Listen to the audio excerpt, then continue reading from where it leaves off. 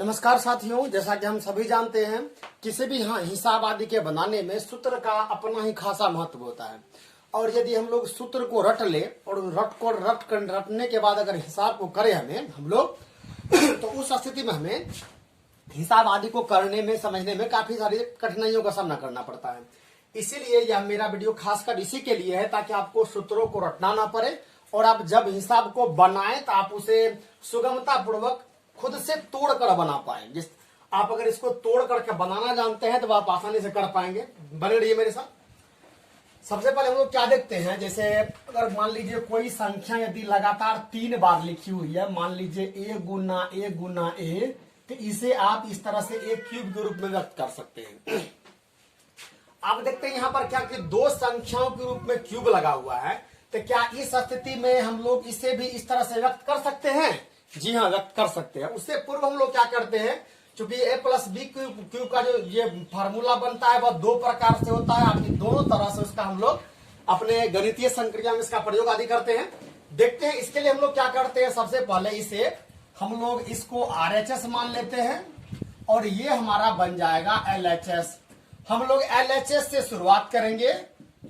LHS से हम लोग क्या करते हैं, यहाँ पर a प्लस बी का होल क्यूब बराबर, इसे हम 3 बार अलग अलग करके इस प्रकार से लिख देते हैं। मान लीजिए a plus B into A plus B और इंटू फिर से a प्लस बी। यानी कहने का मतलब इसे 3 बार हमने लिख दिया। अब हम लोग क्या कर सकते हैं, इसको जिस तरह से व्यक्त किया है, अब फिर से इसे क्या करते हैं, इन दो को एक साथ हम समूहन कर लेते हैं। तो इस स्थिति में इन दोनों का रूप हो जाएगा a प्लस बी स्क्वायर और ये बच जाएगा यहाँ पर a प्लस बी। अब इसे हम लोग क्या कर सकते हैं, a प्लस बी के होल स्क्वायर को याद कीजिए, हम लोग पूर्व में पढ़े हुए हैं। यदि a प्लस बी कोई इस तरह से होल स्क्वायर के रूप में होगा जिसका व्यापक रूप होता है a square plus 2ab plus B square. हम लोग क्या करते हैं, अभी a प्लस बी स्क्वायर के स्थान पर इसे रख देते हैं।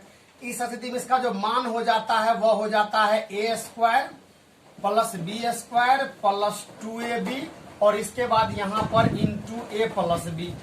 अभी इस स्थिति में इसका पूरा मतलब क्या है कि अभी ये a square plus B square plus 2ab के साथ बारी बारी से a का भी गुना है और b का भी गुना है। हम लोग पहले बारी बारी से इसे गुना के रूप में व्यक्त कर देते हैं, लिख देते हैं। लिखिए इसको। तभी a स्क्वायर को अगर a से गुना किया जाए तो कितना हो जाएगा, a square Guna a cube हो जाएगा। फिर प्लस तो प्लस दे देंगे a स्क्वायर के बाद, अब a स्क्वायर को a से गुना किए, अब इसको a से गुना करेंगे तो ये कितना हो जाएगा, ab स्क्वायर प्लस, अब 2ab को जब a से गुना करेंगे तो ये हो जाएगा 2a स्क्वायर b। अब हम लोग यहाँ चूंकि a को सब के साथ हमने गुना कर दिया, यहाँ तक हम लोग क्रिया बंद करते हैं, अब b के साथ करना शुरू करते हैं। यहाँ पर प्लस लगा हुआ है, यहाँ पर प्लस लगा देते हैं तो 2a स्क्वायर, अब यहाँ पर a स्क्वायर और b, ये कितना हो जाएगा a स्क्वायर b। फिर से यहाँ पर b स्क्वायर और b, ये कितना हो जाएगा प्लस b क्यूब। फिर क्या देखते हैं 2ab और यहाँ पर b, ये कितना हो जाएगा प्लस 2ab का स्क्वायर। क्योंकि यहाँ पर एक b है और एक b यहाँ पर स्क्वायर कर दिया। अब यहाँ पर हम लोगों को क्या करना है, इसको समूहन करके एक साथ लिखना है ताकि यह अपने आप में जो मान लीजिए जो भी एक प्रकार का है वह एक साथ आ जाए। तो मान लीजिए क्यूब वाला पहले लेते हैं हम लोग। यहाँ पर देखिए पहले a क्यूब को ये लिख दिया हमने a क्यूब। दूसरी स्थिति में मान लीजिए ये इसके बाद लेते हैं b क्यूब को, यहाँ प्लस b क्यूब। अब देखिए यहाँ पर ये a स्क्वायर b पर ध्यान दीजिए और यहाँ पर 2 और a स्क्वायर b और यहाँ पर आप 2a स्क्वायर b, इस पर आप ध्यान दीजिए।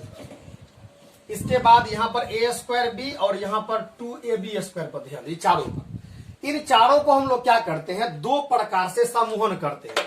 समूहन करने का आधार क्या होता है, ताकि एक प्रकार की जो जिसका भी एक तरह का मान लीजिए स्क्वायर है या फिर संख्या में एक प्रकार आ जाए। इसके लिए हम लोग क्या करते हैं, देख सकते हैं ab स्क्वायर और यहाँ पर ab स्क्वायर, यहाँ पर 2ab स्क्वायर और ab स्क्वायर, इन दोनों को आपस में जब जोड़ते हैं तो इसका मान हो जाता है क्या, 3ab स्क्वायर। फिर क्या करते हैं, यहाँ पर 2a स्क्वायर b और a स्क्वायर b, इन दोनों को जब एक साथ लेते हैं तो इसका मान क्या हो जाता है, 3a square b।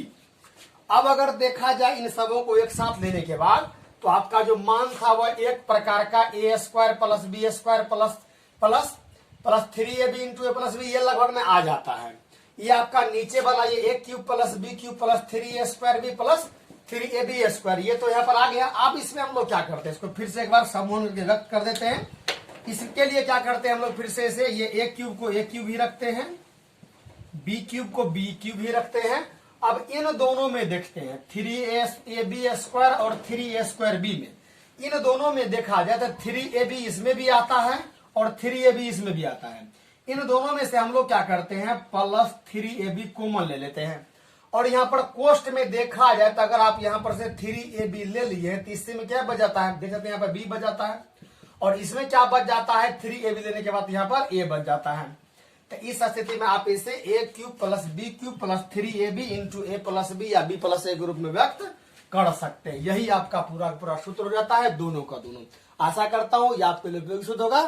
Thanks for watching.